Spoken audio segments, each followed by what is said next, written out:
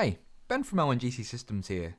As SharePoint progresses as a product, they're developing more and more ways to put power in the hands of the end user. Today we're going to be looking at managing your own file security with SharePoint. First, from our homepage, let's jump over to our document library. Okay, today I'm going to stop John from being able to access this important accounts folder. First, we select the folder in question. Now in the top right hand corner of the window, we're going to click on the I, or the Details pane. We can now see under the heading Has Access that we're able to actually manage the access of this particular folder. In this list, we can see all the users or groups that have access to this current directory.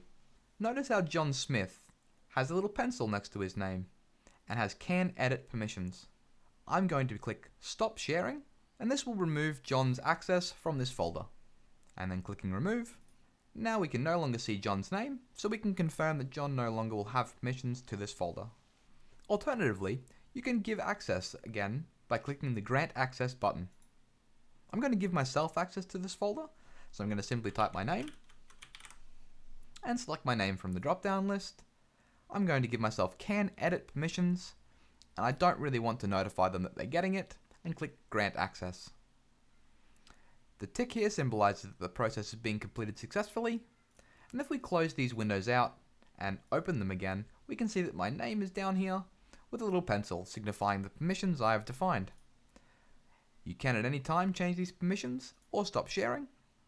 This has been a look at managing file permissions in SharePoint and some of the important and useful tricks that will help you master SharePoint.